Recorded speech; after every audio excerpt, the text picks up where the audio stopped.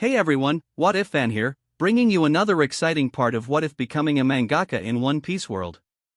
You can find the fanfic title and the original author's name on my Patreon page. Make sure to check it out and show them some love. If you enjoy the video, don't forget to like, subscribe, and ring that notification bell so you never miss an upload. Also check out my Patreon channel for early releases of all the series, where you can find all the series released one day ahead of YouTube. Alright, let's jump into it. Chapter 681, Rob's Impression of the Last Chapters of One Piece. Part 1. Are you still worried about your counterpart's fate in the manga, Inazuma Boy? Ivankov in the manga is keen on his recovery, so you don't need to worry. You'll see how he'll play a role in the Summit War. Nfufufu. The sun was brighter than usual today in the beautiful kingdom of Sorbet, which had officially become the kingdom of revolutionaries. The boy Inazuma, who had arrived here 2 weeks ago, had almost gotten used to the atmosphere here. He hadn't put down the manga book for 2 weeks. As a kid, he was a big fan of his manga counterpart, so seeing him on the brink of death from Magellan's poison saddened him greatly. At that moment, Ivankov approached the boy, who had come seeking him at that time, which was a pleasant surprise. After all, Inazuma was considered his right-hand man in the One Piece manga. This boy saw a future that concerned him and chose to walk the same path and follow him. This was a major reason for his sponsorship, as he must have had a tough childhood to turn into such a tough kid. Inazuma's hair was completely orange, and he was at most 10 years old. Inazuma took a deep breath before saying in a childish voice, "No, Iva-chan, I'm just bored from waiting so eagerly for the next volume to come out. I've been rereading the previous volume for the 100th time already." Oh. Ivankov opened his mouth in shock.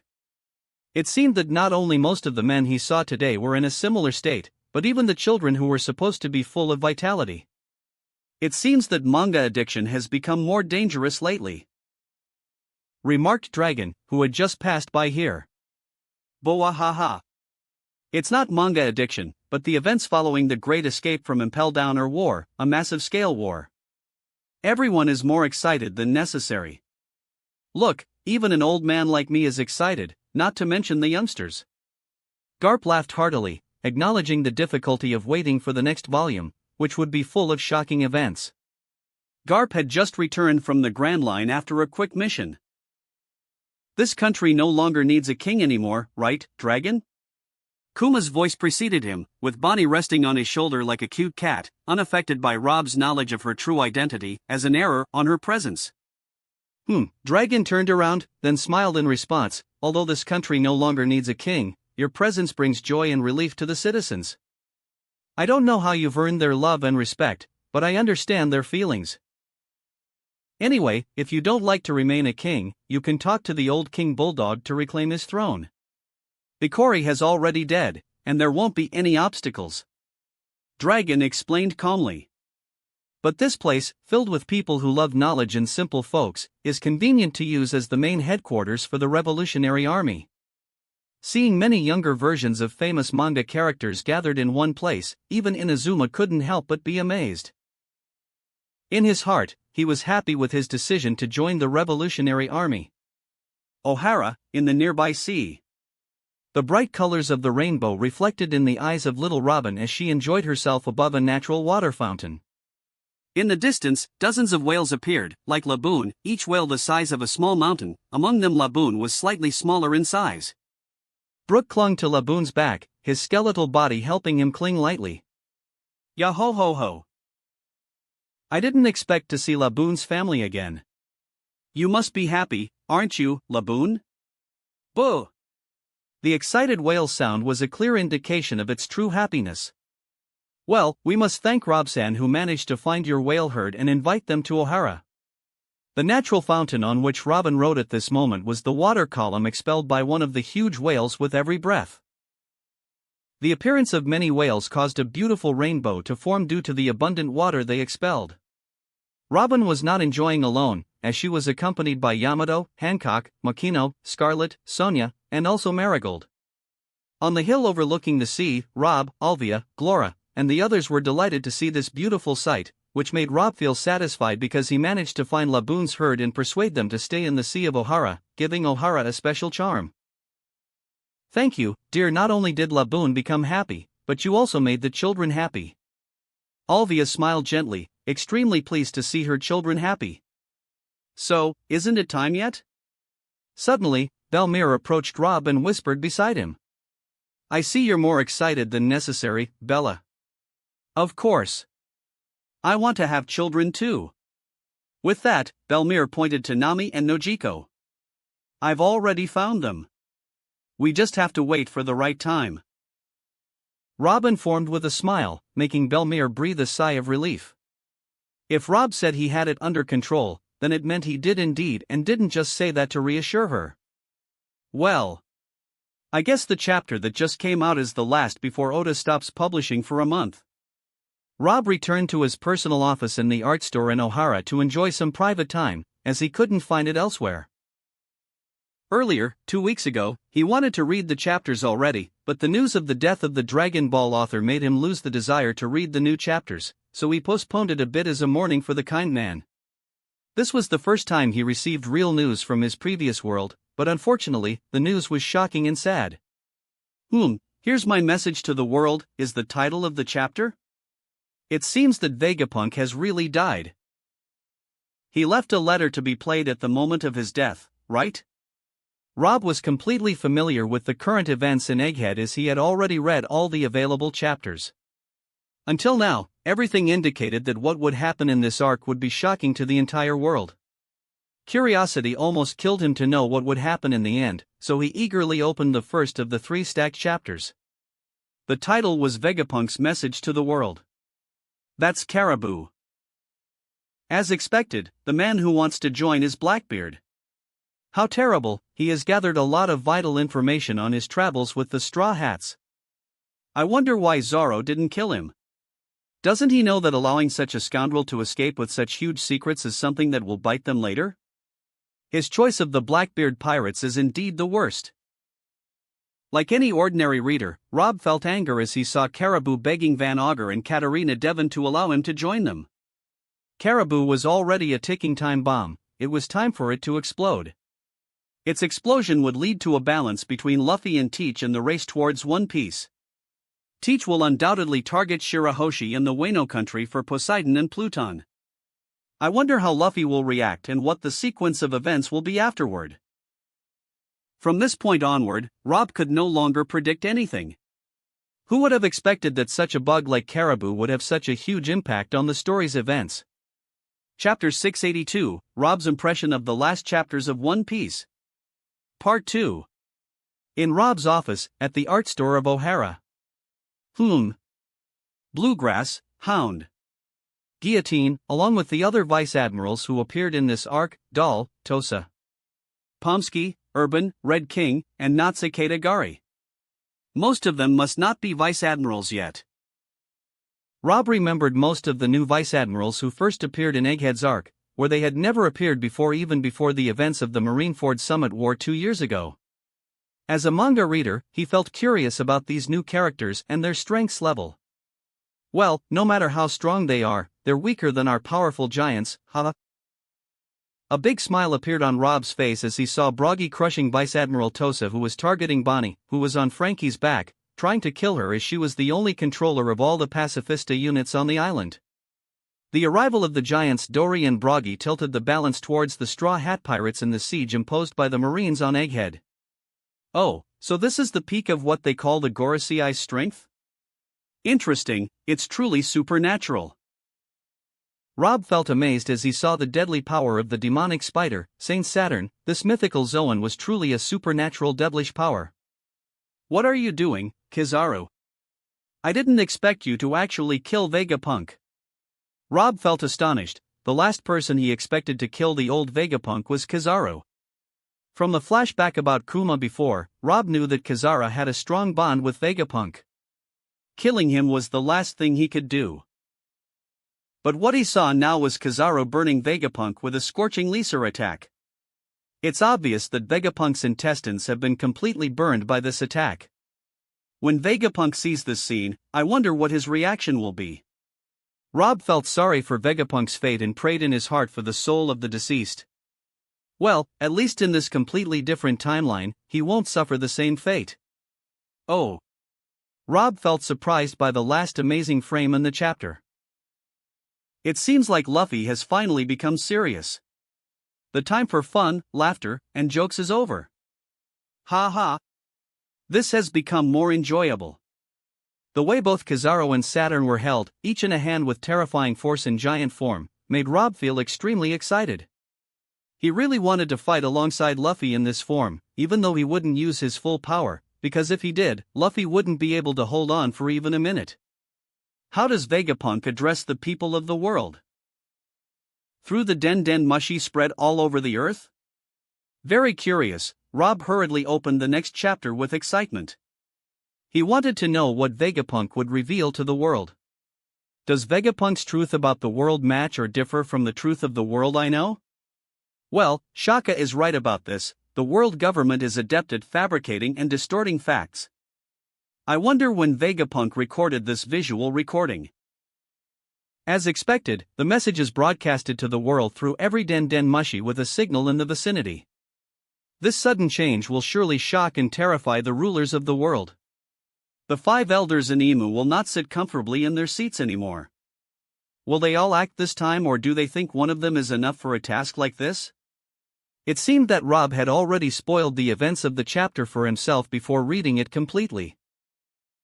It seems that Saturn is already feeling threatened by Vegapunk's sudden message. I wonder what his next move will be. It's not easy to escape from Luffy's grasp and do as he pleases. His power at best equals Kaido's strength at his peak. But if the 5 elders come together, that means maybe 5 of Kaido. Luffy should just run at that time. Rob was sure that the 5 elders were truly powerful and represented the peak of power in the world. After all, he had fought one of them, Saint Nashiro, the samurai swordsman who was fast and powerful in a ridiculous way. Even though he didn't show his winning card in that battle, his demonic transformation, well, Rob was much stronger than that, so even if he had shown his winning card, he would have died only if his lord hadn't intervened and saved him at the last moment. The second thing is that the aura they gave him in their multiple encounters contained a lot of hidden threats and murderous intent, which only the strongest of the strong in their presence could unleash. Rob's focus returned to the events of the chapter. 1 hour to prepare? The world government won't give you that much time, Vegapunk. They will surely intervene with their strongest force to stop the broadcast long before that. 10 minutes? That might be enough. But that will unleash more of the government's power. It will be fun to see. Rob smiled quietly. It was enjoyable to see the world government in a dilemma and distress. Especially in a situation like this where a huge secret about the truth of the world will be revealed and they don't have enough time to stop it. Rob's eyes followed the scene transition in the manga to the Holy Land Marigoa and Pangaea Castle as expected. Their way of communication is interesting. Do these demons share their minds or what? Is it Imu's power? Well, Saturn confirmed Vegapunk's death. The rest of the Gorosei expect that Vegapunk programmed the message to be displayed immediately upon his death, which matches my expectation as well. Well, what will you do, comrades, about that? Oh, in Dressrosa, they have visual Den Den Mushi. Fusha Village? Lucky them, they only have a normal Den Den Mushi. Is this Water 7? It seems like Iceberg hired a new secretary. Interfering with marine frequencies? As expected from Morgans, he's an expert in such matters. I wonder what he's doing right now. Well, is that Dragon still in Kamabaka Kingdom despite everything that's happening? When the hell is this man planning to move already? Isn't this the perfect time already? Rob couldn't understand the direct reason preventing Dragon from moving until now. The 5 elders personally descended into the world to deal with your son, who poses a greater threat to them than you. So when do you plan to move? Until they exhaust him and he dies? It seems he still remembers what Shaka said about him dying soon. Well, he's already dead, so why is he still not making any moves? Ha ha ha. This power Luffy possesses is truly amazing. It has turned both Kizaru and Saturn into children's toys in his hands. Well, it seems Kizaru lost and accepted his defeat completely. But it seems Saturn is hard to defeat. What does he plan to do next? He's summoned them. What is this lightning? These devil circles again, all 5 elders gathered. This happened faster than I expected. Rob's head was spinning from the shock and surprise at this moment. Chapter 683, Descent of the Planets. Naruto Shippuden again. At this moment, Rob was completely speechless. As if the train of time had taken him back to the times of his past life when he was just an ordinary manga enthusiast, passionate about One Piece. For a moment, he completely doubted his current identity, his body shivered, and his 4 hearts began to beat rapidly. With each new scene that fell upon him, his pupils changing size, indicating either shock or surprise. He was currently reading the 3rd chapter, which was stacked on the last chapter released before the manga went on a month-long hiatus, chapter number 1110 titled, Descent of the Planets. The chapter completely revealed the power of all 5 elders gathered and recorded their entry into the events of the recent saga. The mystery deepens. What are these black lightning bolts? How do these magical circles work? One Piece is not a world based on magic. Are they really real demons?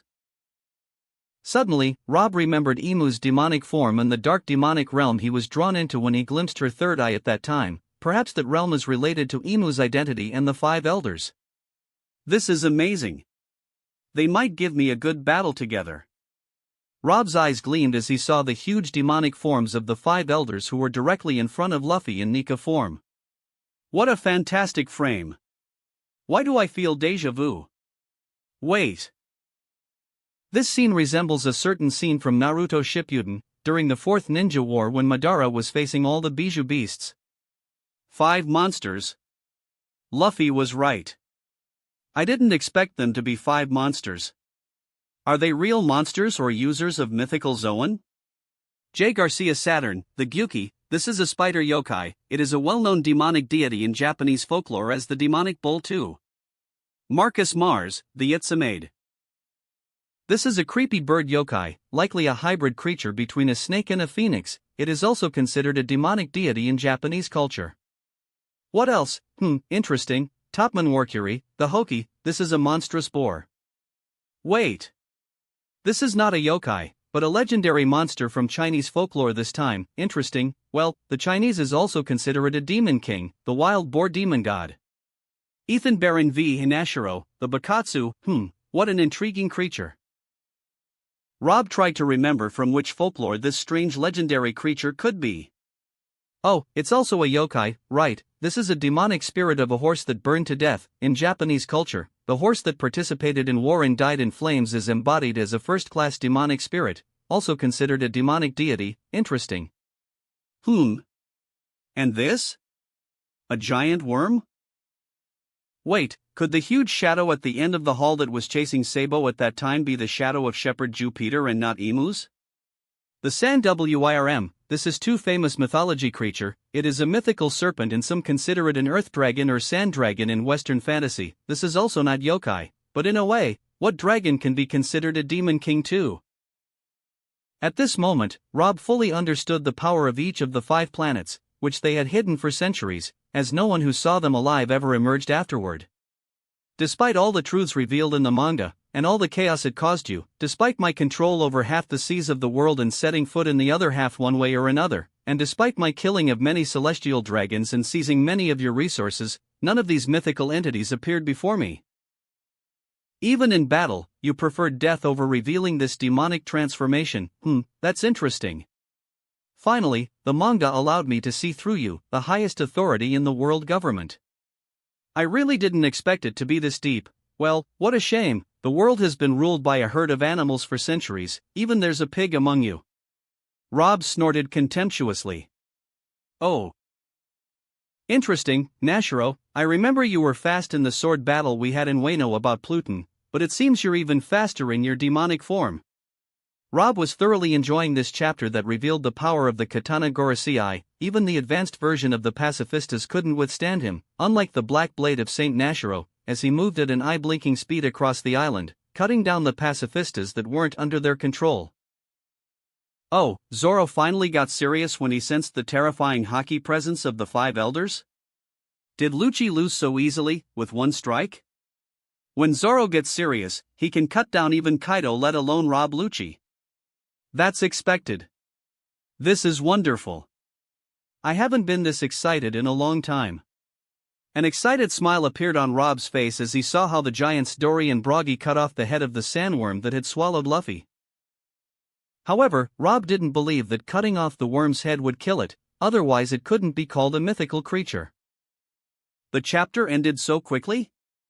That's disappointing. After several days, a huge curtain ignited in two large areas in Wano. The first above the art store in the capital of Flower and the second above the art store in Kuri province. Anyway, everyone in Wano and its coasts could see the curtains. The familiar opening song started playing in synchronization from both illuminated curtains, engulfing the massive country in a feeling of peace and tranquility. At this time, the most anticipated and welcomed anime by fans in Wano country began, Naruto Shippuden. The true meaning of protecting the king, huh? The former shogun of Wano, Kazuki Sukiyaki, pondered deeply as he immersed himself in the opening scenes of episode 72, where Asuma reminisced about his late father, the third Hokage, Sarutobi Hiruzen. The former shogun was drawn to the third Hokage's words about the true meaning of protecting the king. Well, you're not protecting the king, but the symbol of the state, aren't you? A true leadership figure, he was a great ninja, the third Hokage. Banzaburo nodded, the shogun's assistant, who was watching the anime with him. He was a great ninja, but not a great father or mentor. His treatment of Naruto was disappointing. Sukiyaki sighed emptily. Did he say leaving people semi-dead is a deadly sin? Ha ha ha. Hayden's words always make me laugh. He's too devout. Ha ha ha. Reizo, what do you think? How do you think he'll kill the Jinchuriki girl? Is that Matatabi? It resembles the two-tailed cat yokai, a terrifying mythical creature. Denjiro exclaimed enthusiastically. Seeing another Bijuu not only excited Denjiro but all the viewers at this moment. What followed was a predetermined battle between the two members of the Akatsuki who were still collecting the bijou everywhere. Chapter 684, Summit War Saga, Marineford Arc. Part 1.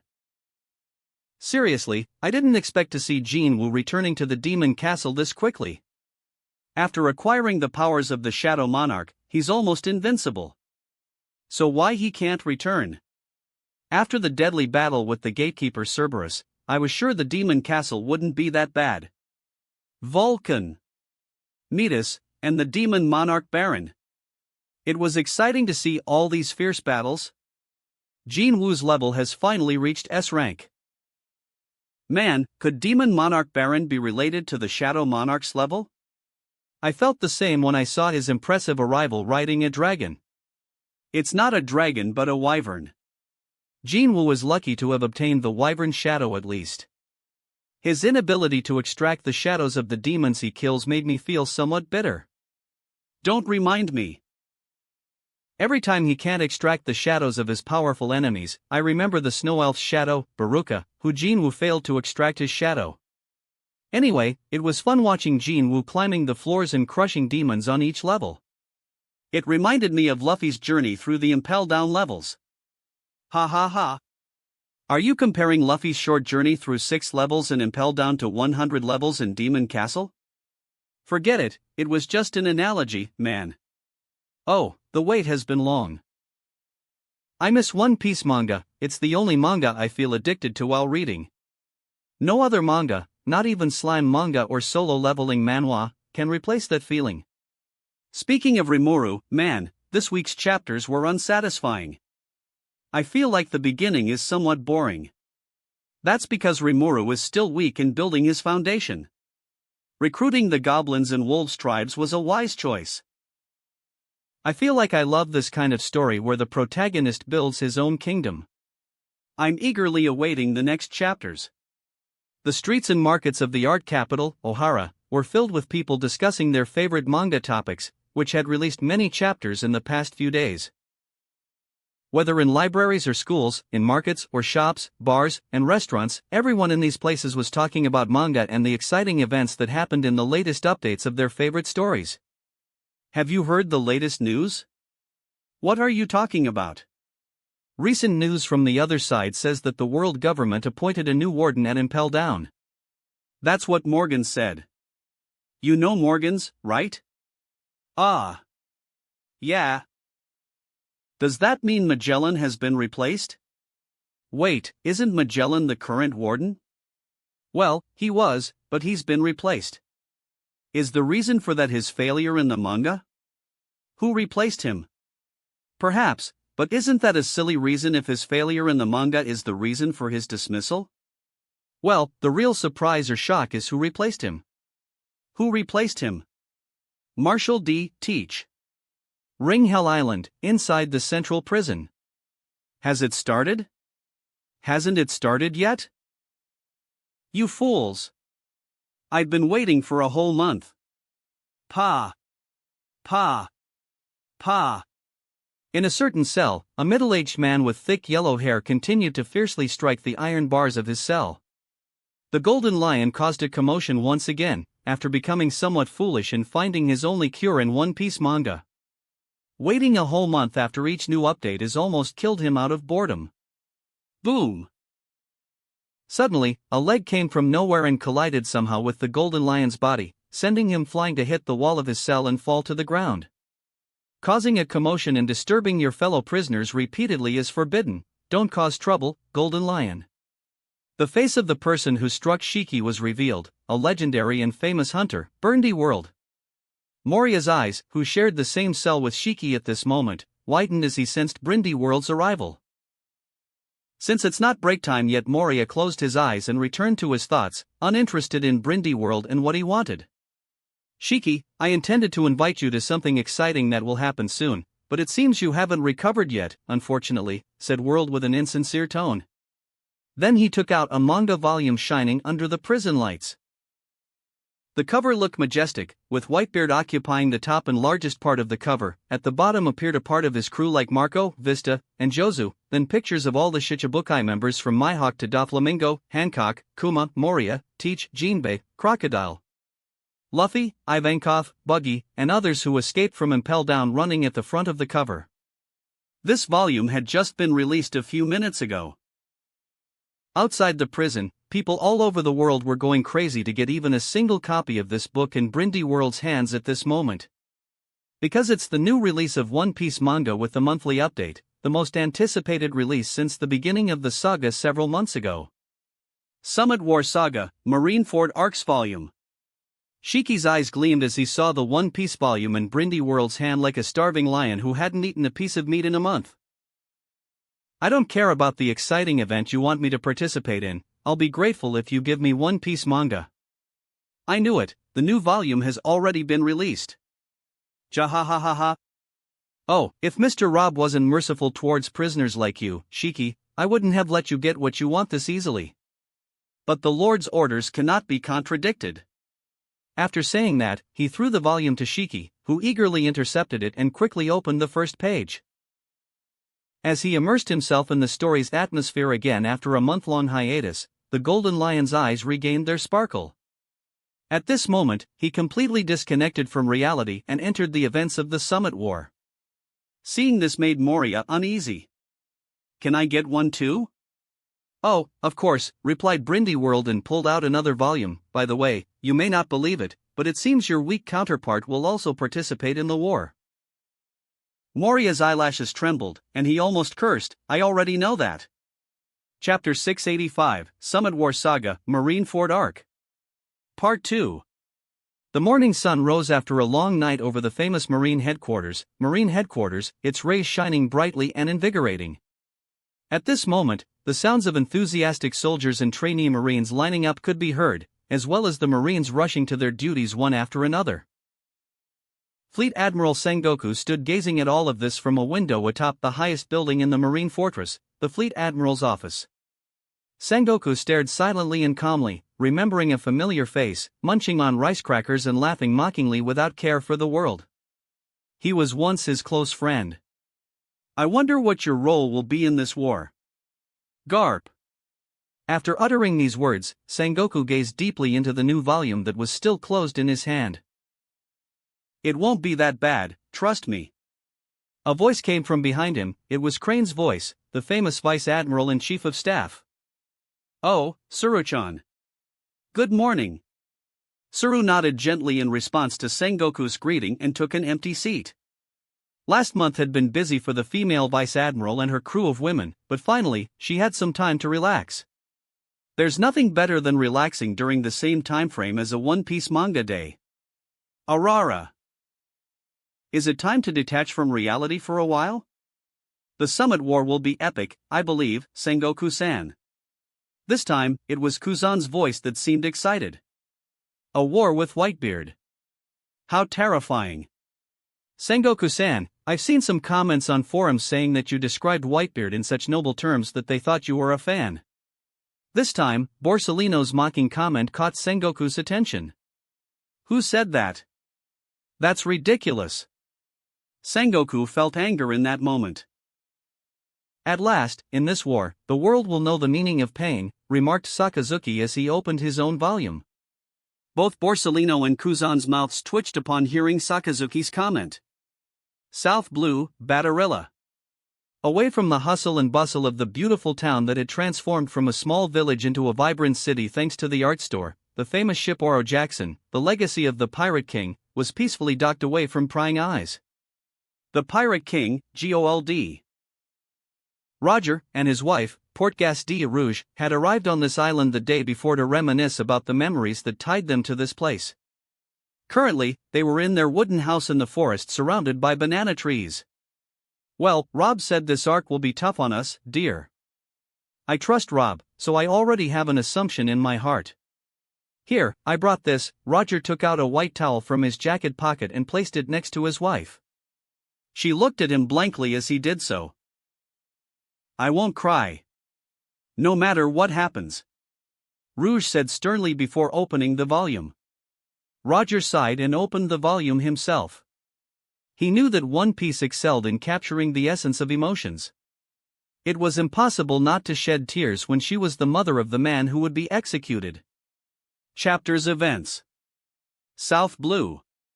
On a merchant ship en route to dock on the island, the passengers were engrossed in conversation about the current topic. There are only 3 hours left. Maybe Whitebeard's already there. Who knows? East Blue. In some market, people were also talking about the current topic. You really think he'll show up? Even if he's Whitebeard, he's getting a little long in the tooth. He hasn't really made any big news in years. Whether in markets or even in Green Meadows, Whitebeard was still the prevailing topic. Geez. He's a pirate from another age. There's no way the Marines would lose, right? Whether he wins or loses, there'll be lots of death. It would be best if he doesn't show up at all. It would be best if this all ended with the execution. North Blue. Some refused to go to work because of it. Hey, Booze. Old man. Are you telling me to work on a day like this? Go home. If the world's still here tomorrow, I'll open the store. Then just sell me some booze. I can't live without something to drink. West Blue. While some remembered the awe the Whitebeard instilled in them when they met him in the past. He's not just some old man. He hasn't weakened a bit. Why, just 1 year ago. We were just sitting there, and when he laid his eyes on us for just a second, we gave up on our lives. Grand line. And there were those who appealed to God for mercy. Even the kids know. Listen to what they're singing while they're skipping the rope. Whitebeard the pirate, musical note scarier than a demon, musical note. Oh God above, what will happen to the world?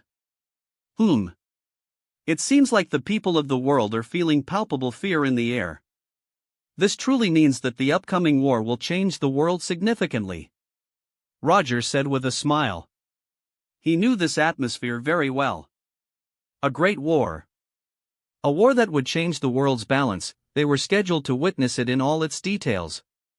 Don't forget that your son is the trigger and the main reason for this war, Roger. Rouge said expressionlessly. I may seem indifferent, but I have not and will not forget that, Roger replied calmly, then turned to the next page. These pages will reveal a lot to me. I want to see everything. I won't back down. My counterpart has been dead for a long time, and the great age of pirates began with his death. It seems that this caused a lot of difficulties for his son, and now he must be suffering even more because of it. That's what my future was supposed to be, and yours too, and our son's future. No doubt it was difficult and painful for them, but for us, it's just events on paper. Tears for them are nothing but a cheap price, so don't hesitate to cry from now on, my dear. Roger's words moved Rouge's heart, melting the emotional coldness she wanted to hide behind as her warm tears fell. She found nothing but the white towel her husband had given her to wipe away her tears. Chapter 686. Introduction to an Unprecedented War. Drum Kingdom. The cold atmosphere of this place didn't dampen the excitement of the inhabitants at this moment, it instead gave birth to a little warmth. Since the update of the One Piece manga, dozens, then hundreds, of Drum Kingdom residents began flocking to the art store in waves. Inside the warm art store, unlike the outside, the atmosphere was incredibly lively, just as the residents of the Ice and Snow Kingdom had been accustomed to over the years. People from all walks of life and social levels could be seen here. Marines, pirates, government's agents, hunters, pirate hunters, journalists, doctors. A lot of people. Even people from places other than Drum Island came. The Recency Train project had contributed to bringing many people to Drum Island. After all, this island had finally been connected to the vast railroad network that was already linking all the islands of the first half of the Grand Line. Oh, that's interesting. They've completely evacuated Marineford Island. I see that. They must be prepared for the worst already. Strange, why would they organize something like this? Den Mushi broadcasting live in Sabayati Archipelago. Do they trust themselves to this extent, I mean to broadcast the war events live? The world government has always preferred making such moves. Oh my goodness. What a magnificent scene. I got chills just looking at this multitude of soldiers and prominent figures participating in the war. My blood is burning with excitement, my God. This is amazing. At this moment, the shocking scenes in the first segment alone of the Marineford arc ignited the reader's excitement. Chapters Events. Grand Line, Marineford, Marine Headquarters. The majestic fortress emerged with bold letters inscribed upon it, Marineford. In the middle of the calm sea, surrounded by dozens of warships like a formidable belt. On the grounds of Marineford, 6 giants clad in marine attire could be seen. Alongside them appeared hundreds of thousands of marine soldiers like swarming ants. Behind them, the execution platform where Ace awaits his fate. Don't be nervous. At that moment, a loud voice echoed across the plaza, breaking the eerie silence. No matter what happens, there's only 3 more hours. Then it'll all be over. It turned out one of the 6 giants was the one who shouted to dispel the tension from the hearts of the marine elites. Well-known Marines have been gathered from all over the world. In all, over 100,000 elites are there waiting for the final battle. 50 battleships are stationed around the crescent-shaped bay and island. Countless heavy cannons are set up along the coast. At the very front of the troops, visible from port, stand the 5 villains who hold the key to the battle, the Royal Shichibukai. From right to left, Boa Hancock, Hawkeye Mihawk, Don Quico da Flamingo, Gecko Moria, and finally Bartholomew Kuma. And at the rear of the plaza, atop the towering execution platform, the center of this incident, the head of the 2nd Division of the Whitebeard Pirates, Port Gastides, awaits his fate. Before his eyes, protecting the platform, are the Marines' greatest military force. The 3 admirals. Sitting on luxurious seats in a dignified manner with calm expressions. On the right, Admiral clad in blue attire Akiji, Kuzan. In the middle, resting one leg over the other with a fierce expression on his face, the Admiral in red attire, Akainu, Sakazuki, makes his first appearance as an admiral. Then on the left, also resting one leg over the other, the admiral in yellow attire, the man who caused a devastating defeat to the Straw Hat Pirates, Kizaru Borsellino. All of the forces of justice imaginable have gathered to prevent Ace's rescue and wait for the Whitebeard pirates. This arc began with a grand introduction. So this is Akainu, the ruthless marine dog who cold-bloodedly killed innocent people in Ohara. In the art store tavern, Koreha remarked directly after seeing the powerful forces gathered by the Marines to ensure the execution proceeds smoothly. All this power, just for executing a boy already in their grasp. No, in fact, all this power is for dealing with Whitebeard only, Hirolek said with disdain. Whitebeard must have terrified them for years. And even as an old man, he still terrifies them. They won't rest until they've dealt with him, right? On the side, King Maypal's comment caught Koreha and Hirolek's attention. No, this is just the toll of having great power and an even greater infamous reputation. When Whitebeard grew old and his power dwindled greatly, this is the perfect time to eliminate him and make an example for all the aspiring pirates, Koreha said, moving the glass of wine in her hand before drinking it in one gulp. The Marines, no. The world government wants to end an era and start a new one. Maybe if they initiate it, they'll have the upper hand in the new era. But what they don't know is that the new era's hero will be our protagonist. Monkey D. Luffy. Straw Hat.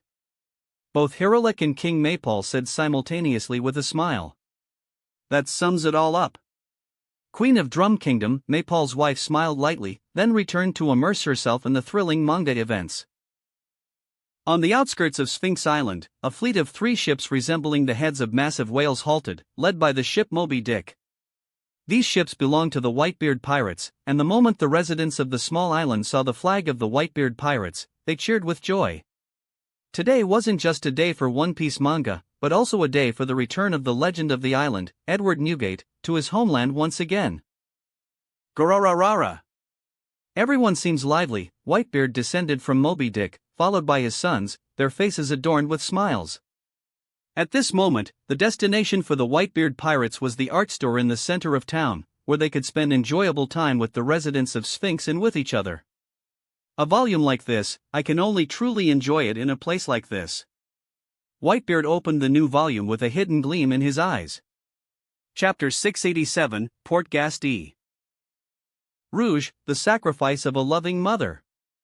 The Whitebeard sat with his companions in their favorite seats at the art store, the big smile on his face easing the tension from the hearts of the people outside who came to Sphinx for the art store. Oh, Sengoku, Garp as well. I wonder what Sengoku wants to say at this crucial moment. It doesn't matter, my dear. When the time comes for you to arrive here, everything will be over for them.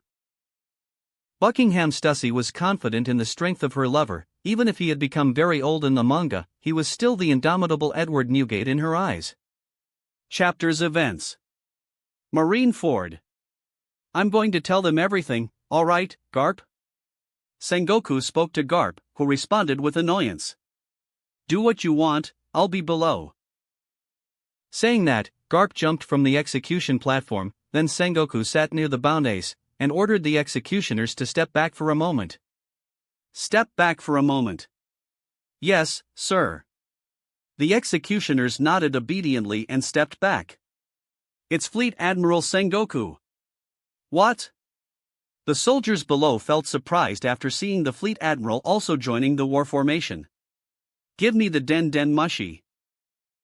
Sengoku held the Den Den Mushi that would transmit his voice to the many speakers in the square so that everyone could hear it clearly, whether present here or watching the live broadcast. Gentlemen, I have something to tell you. Port Gasti, Ace. This man will die here today. And there is a great meaning in that death. Upon hearing this, Tsuru looked towards Garp and said, None of this is your fault. Buahaha, why are you being nice to me at a time like this, Tsuru? Garp laughed. Ace, say the name of your father. Sengoku ordered. His father? Is this the time for that? The soldiers who heard this were surprised. My father is Whitebeard. Ace answered. No. Sengoku refused Ace's answer, which made Ace enter into a fit of anger. It's true. The only father I have is Whitebeard. Nobody else. At that moment, Whitebeard stopped smiling, and his son's moods changed as well. Seeing this, Buckingham Stussy felt worried. Even in the face of death, he still acknowledges only you as his father, my dear. Ace deserves you to come and save him. Does Sengoku want to reveal the painful truth to the boy in this manner? What a wicked villain, Sengoku. I didn't know you had such a nefarious personality. Whitebeard felt enraged. He wanted to crush Sengoku's mouth at that moment. Why doesn't Garp do anything? Isn't Ace his grandson? Marco felt the weight of Garp's inaction. Marco wasn't the only one who felt Garp's incapacity. Most readers could see it from Tsuru's previous consolation, when she said that none of this was his fault. Whitebeard and those with him continued reading the chapter amid a clear silence, as everyone was immersed in the unfolding events and revelations. The more Whitebeard read, the more the smile faded from his face. When Sengoku revealed everything, Whitebeard sighed. I wonder how Roger and Rouge will react after seeing this. Buckingham Stussy placed her hand over her mouth in disbelief. What Sengoku had just said about Rouge's sacrifice turned her world upside down. At that moment, readers' gasps were heard everywhere. Everyone had read it more than once, thinking they had misunderstood it. South Blue, Batarilla. The residents of Batarilla stopped what they were doing and stared at the manga page in shock. I never imagined that the name of our island would be mentioned in this arc. Ace was born here in Batarilla. Unbelievable. I didn't know our island had this honor. This is unbelievable, unreasonable, impossible. Many people, especially women, felt shocked after hearing what Sengoku said. At that moment, most women couldn't hold back their tears. Tears fell without them realizing it, all because of what a mother did to protect her baby, something that was simply unbelievable. A long time ago, we were desperately searching because on some island somewhere, that man's child might be alive. Sengoku continued speaking, unperturbed by Ace's refusal to acknowledge.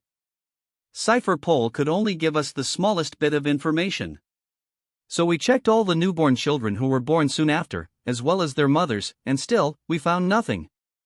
That should have been it. But your mother gave her life for your birth using sheer willpower to perform a trick. She deceived us. No. She deceived the entire world. In South Blue, there's an island by the name Batarilla. Your mother's name was Port Gastilla Rouge. We never even imagined what she was capable of. Out of love for her child, she carried him in her womb for 20 months. And when she finally gave birth, her strength gave out, and she died right there. Sengoku couldn't hide his admiration and shock from what the mother did to protect her child. 1 year and 3 months had passed since the father died. A child was born with the blood of the world's greatest villain running through his veins. That child was you. Sengoku looked at Ace, who was trembling at that moment. There's no way you don't know. Your father was the Pirate King, Gold Roger. Upon hearing that, hundreds of thousands of mouths opened in shock, whether it be the present Marines or the civilians watching in Sabaody. My unborn child bears no sin, Garp. At this moment, Roger's words echoed in Garp's memories. Take care of my boy. This was Roger's final instruction to Garp. Roger felt his heart bleeding as he witnessed his wife's tears in that moment. For a moment, he didn't know what to do. He, the great Pirate King, the man who could hold the sea in one hand and the earth in the other, and crush hundreds of thousands of pirates with just a glance using his conqueror's haki, was experiencing a moment of weakness. In that moment, Roger felt like the weakest person in the world. The truth revealed by Sengoku, Ace's reactions, didn't just cut through his wife's heart like a hot knife through butter, but it did the same to him. Setting aside the manga book, Roger embraced his wife, and in an instant, his cloak was soaked with tears and mucus. Roger didn't care and embraced his wife even more while she was carried on his back. I knew you would be a great mother. Ace is lucky to have a mother like you, Rouge, and just as unfortunate to have parents like me. Before Roger could finish his words, Rouge hurriedly shut his mouth, her tear-streaked face turning into an angry one, making her scalp numb. Don't say that again. You are the greatest father any boy could wish for. Chapter 688, The Impact of Manga on Garp. Ohara. Inside the art store, the sounds of readers' gasps could be heard as they were still reeling from the shock after hearing Sengoku's startling announcement. Meanwhile, Alvia, dressed in a charming maid outfit, slowly wiped away her tears. As a mother, I understand what Rouge feels in the manga. She's such a great mother. She did everything in her power to protect Ace from the sinister hands of the world government. Having witnessed the Enies Lobby's arc in the past, which had the greatest impact on her life so far, Alvia was the woman most understanding of the intricacies of what Rouge did for her unborn child. As a loving mother, sacrificing one's life when the enemy is the world government is inevitable. Both Rouge and Alvia in the manga found themselves in almost the same situation and had to sacrifice their lives to protect their children. But for some reason, Rouge's experience seemed more poignant. I've always known Rouge to be a woman of strong willpower and determination, but this level of courage and sacrifice leaves me speechless. That's what it means to be a mother. Belmire couldn't hold back her tears either at this moment. What Sengoku said had a profound effect on her, especially after seeing the short flashback of Rouge giving birth to Ace and subsequently dying. I believe delaying Ace's birth for 20 months was an extremely difficult decision, but it was necessary to protect him from the world government. I mean, the intense search by the world government for Roger's son left her no choice. Any mother wouldn't want to live with her son? Gloriosa appeared frustrated with the world government, which pushed an innocent mother into a corner and left her with no choice but to sacrifice herself to deceive them and let her son live in return. The world government in the manga, with no opponent like our husband. They just do as they please. How despicable. Otoheim was known for her gentle demeanor and her smile that hardly ever left her face, but at this moment, hatred towards the world government and the Marine was deeply evident on her face. I wonder how Roger will react after seeing his biological son only acknowledging the Whitebeard as his father and considering him nobody. Clover sighed with pity after witnessing this dramatic scene. Of course, he'll be devastated. Even if he's the Pirate King, it doesn't mean he doesn't love his son. This manga might be a means to change this painful fate. Don Quixote Homing expressed his opinion sincerely. Logically, Roger in the manga must have known that the outcome of his actions would be like this. His wife would die to protect the child would be raised among his enemy in the Marine, and his son would hate him because of the bad reputation he left him to deal with. Vegapunk fell silent for a moment before continuing. His decision to create the Great Age of Pirate despite knowing the consequences that would destroy his life and the lives of his relatives is something to contemplate and doubt. Why did Roger do this? Upon hearing that, Clover, Homing, Saul, Brooke, and more archaeologists drowned in contemplation. Unable to reach any conclusion, they continued reading the manga, which indicated that they were in for a great arc indeed. Chapters Events. Fire Fist Ace is Gold Roger's son. This is huge news. Send it to the main office right away. Make it an extra edition. Due to the shock, the information logging book slipped from the hand of one of the journalists who were watching the broadcast at Sabayati. It still lives. The Pirate King's bloodline. Returning to Marineford Square, the attendees felt absolute shock, including Smoker and Mihawk, who had their own thoughts. So he's not Luffy's real brother. Hancock was interested in Luffy's family background. So his real son managed to survive. This is a miracle.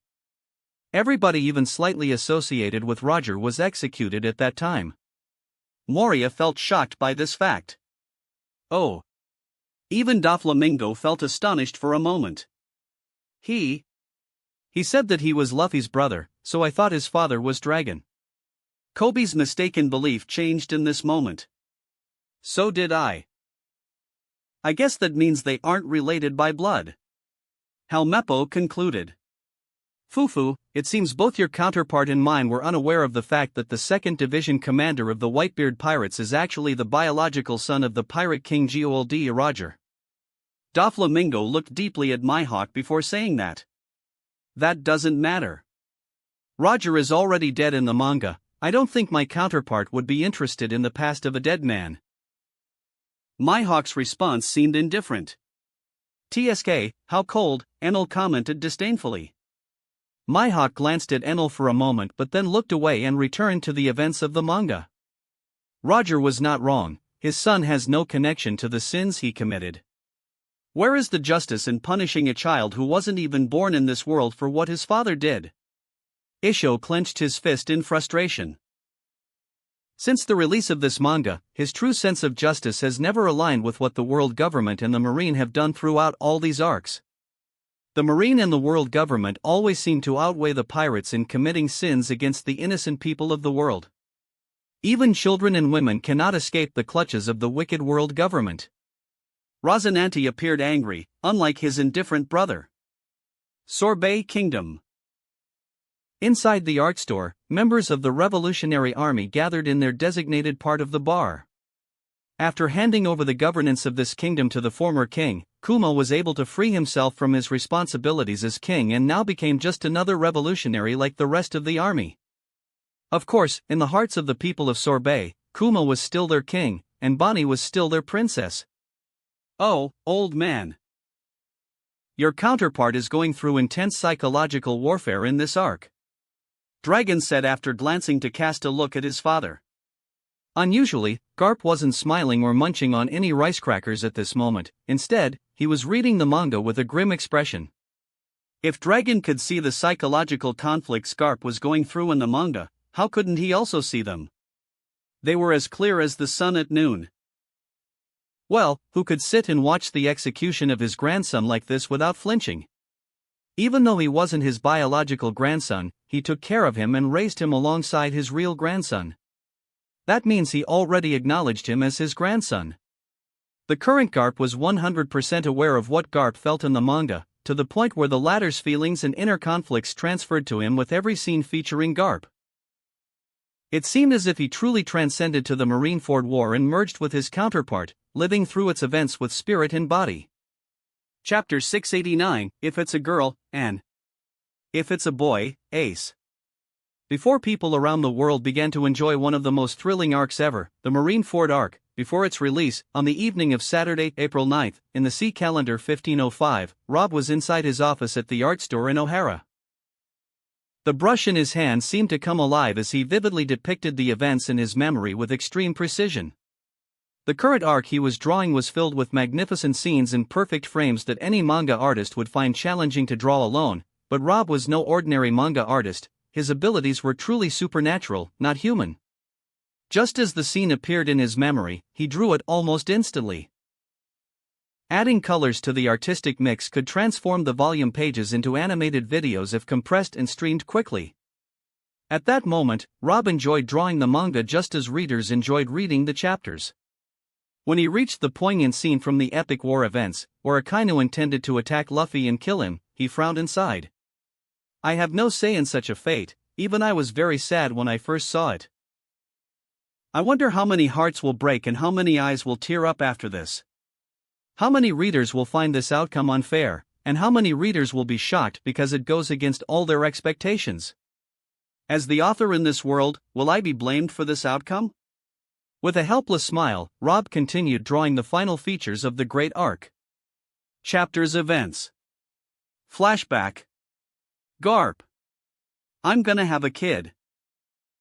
It's too bad I'll be gone by then. Inside the cell, Roger spoke with a smile on his face. I'm a Marine. Why are you telling me that, Roger? All the women connected to you are going to be executed. Garp was surprised and didn't know why Roger was revealing this secret to him. That's why I'm telling you. The government will be all over my footsteps for the next years. If they find her, she'll be killed. But my unborn child bears no sin. Garp. Despite the smile that never left his face, Roger's concern was evident at that moment. We've faced each other dozens of times in battle. That makes us comrades, right? I trust you as much as one of my own crew. Protect him, said Roger, smiling. Don't be so selfish, exclaimed Garp. No. You'll do it. Take care of my child. For some reason, Roger seemed convinced that Garp would take care of his child for him. Days passed and Roger was indeed executed. On a certain island, the Marines and agents of the world government completely surrounded the place. Are you sure it's this island? Roger was seen here, acting more like a father than a pirate.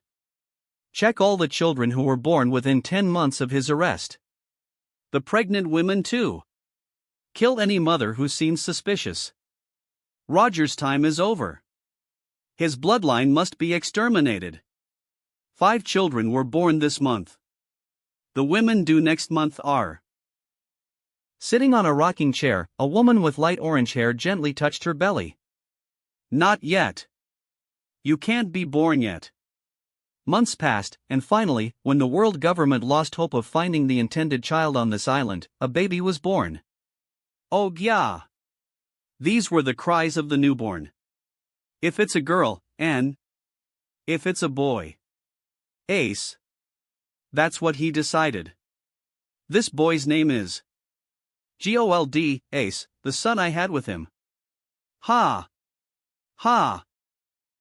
Tears fell from her smiling face, finally revealing Port Castilla Rouge, but she died shortly after giving birth. Rouge. Rouge. Hang on. Garp's expression darkened after seeing this. Returning to the present time, the world was boiling. When the natural flow of life in the maritime world came to a halt, it meant one thing. It's One Piece Manga Day. At O'Hara's art store. Can enemies be born with such a feeling of absolute confidence due to the fierce battles they've fought for years? Weird. Why did Roger choose a former enemy to entrust his son's care to instead of leaving him with his vice-captain Rayleigh, for example? Weird? This can't just be categorized as weird. This is beyond comprehension. How the hell does this pirate king think? Well, he must have seen Garp's integrity. After all, that's Garp, Luffy's grandfather. It's saddening to see this. Rouge-san was such a lovely store goddess, seeing her die in the manga this way pains me. In the past, Alvia-san, and now Rouge-san. Oh, unfortunately, why do the mothers of main characters always have tragic fates? That's what the author intended. No, that's what the damned world government wanted. Batarilla Island. As expected from Garp. He's an honest man. Roger smiled after seeing the short flashback of Garp's memories. Rouge wiped her tears and smiled, at least not everyone in the Marines is corrupt. I heard he became a revolutionary. Wah-aha! That's something young Garp would do. One Piece manga must have influenced him greatly. Roger laughed, then couldn't laugh for a long time. The rapid scenes of what happened after his execution were reflected, how the Marines besieged Batarilla Island, and how the government ordered the killing of pregnant women suspected of involvement. Killing pregnant women. That's something the world government would definitely do. There you are. Rouge. If it's a girl, she'll be N. If it's a boy, he'll be Ace. That's our child. Rouge felt her whole being tremble as she saw herself holding Ace, who had just been born and was screaming in her arms like any newborn. Is this my fate in this life?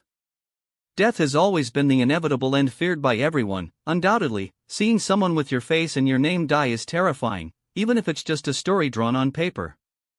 At that moment, Rouge trembled with fear, but in the moment Roger embraced her, her fear completely disappeared, replaced by a great sense of security. She exchanged her life for Ace's life. It's an extension of their lives, Roger and Rouge. They gave meaning to their deaths. It's the fruit of their love. This is the greatest scene I've ever seen in my life. With a smile on his face, Roger embraced his wife even tighter. Chapter 690, The Entrance of the Whitebeard Pirates. Chapter's events. Here they come. All hands, to your battle stations. They appeared out of nowhere. Where did they come from? Seeing the massive fleet of pirate ships, Sengoku was astonished by their ability to appear suddenly without any prior knowledge. It's a huge fleet of pirate ships. Where's Whitebeard? Find him. Sengoku began to worry as he didn't see Whitebeard's ship anywhere among the fleet, which included famous pirates under Whitebeard's flag. The Mad Knight Doma, Thunder Lord Makugai, the Daikalban brothers. The Whirlpool Spider Squardo. What a force! They're all infamous captains from the New World. There are 43 ships in total, but Whitebeard and his lieutenants are nowhere to be seen. But make no mistake, they're all allied with Whitebeard. Let's do this, declared the pirate known as Thunder Lord Makugai. Do you see, Ace? We're here, Ace. It seems some of these leaders loyal to Whitebeard had good relations with Ace. You guys too. Seeing this made Ace feel sorrow deep within him. He didn't want to drag any of these comrades into this war. Do we open fire? Asked the soldier to the fleet admiral who shouted his orders. No. Whitebeard must be somewhere close. He must have some plan in mind. Keep your eyes on the sea. Foo. Now this is interesting. Among the present Shichibukai, Doflamingo began to laugh oddly after seeing the fleet of pirate ships consisting of 43 ships. I'm getting chills. Come on out, Whitebeard. At this moment in the art store in Ohara, Mihawk, Rosinante, and Enel looked strangely at Daffy. What? Daffy said confusedly. He thought there was something on his face. Your counterpart is intriguing, Mihawk remarked unusually. Oh? So that's it, huh? Foo. I also find him intriguing. Daffy relaxed after understanding why he was being looked at this way and laughed in return. It means your adult self looks exactly like you. Enel said, stifling his laughter. Isn't that good? Daffy wondered, he's participating in an amazing war, so why not get excited, he added. Man, a lot of lives will be lost in this war, what's enjoyable about it? Rosinante intervened, expressing his opinion. It was clear that the brothers' personalities were completely different. Should my counterpart be blamed if exciting people will die in this war just because he feels thrilled? Foo, and why should he be restrained?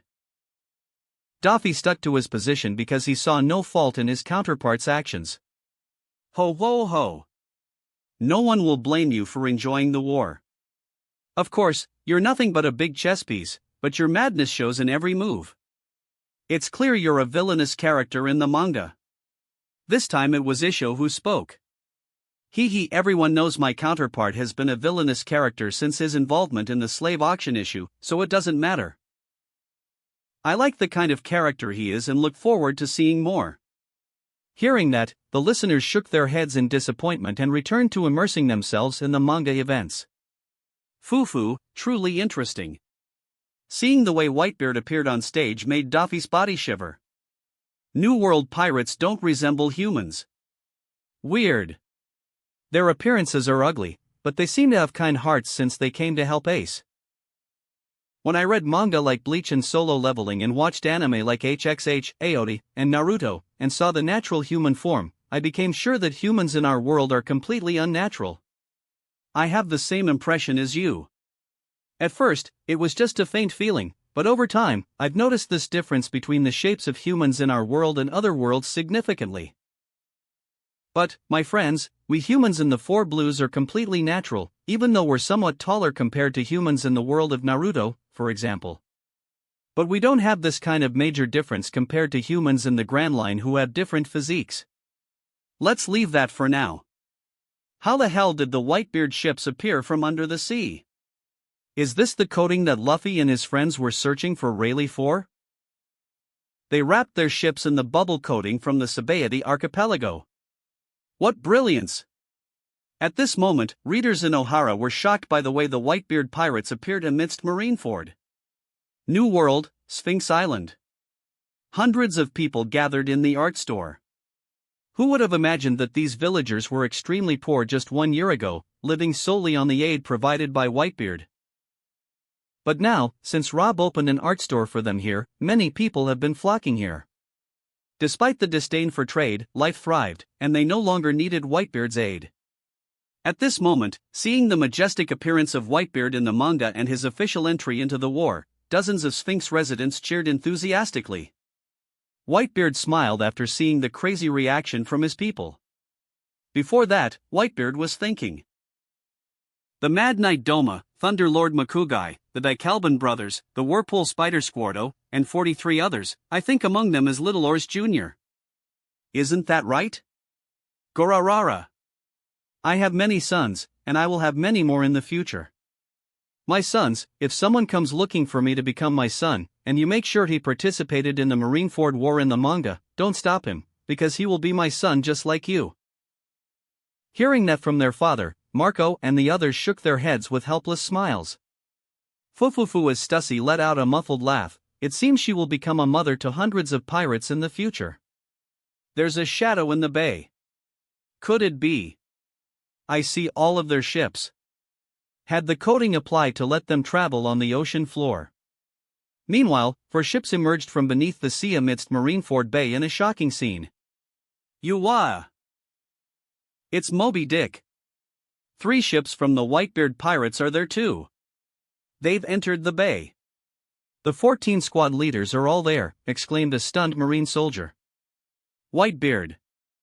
Sengoku's eyes darkened. Gorarara. On Moby Dick, laughter could be heard as a figure ascended the stairs. How many years has it been, Sengoku? A towering figure stood atop Moby Dick, wielding a naginata twice his size. My beloved son had better be unharmed, said Whitebeard, appearing once again without any medical equipment surrounding him. Gorarara. You wait right there. Ace, he said, smiling. Old man, exclaimed Ace. I've become very old. The young Whitebeard felt a great sense of conflict upon witnessing this scene. If only I were as I am now, the war would have ended at this very moment. The current Whitebeard was at the peak of his powers, a man who fought the Pirate King, and no one could win in their battle. He fought the strongest man in the world, Rob, and emerged unscathed.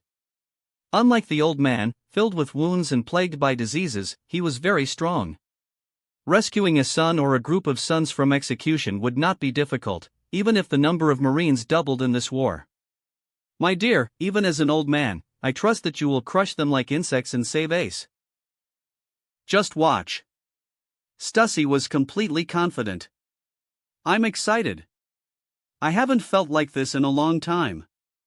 Finally, it's time to see Whitebeard pirates in action. Marco was unusually excited. That wraps up this part of What If Becoming a Mangaka in One Piece World.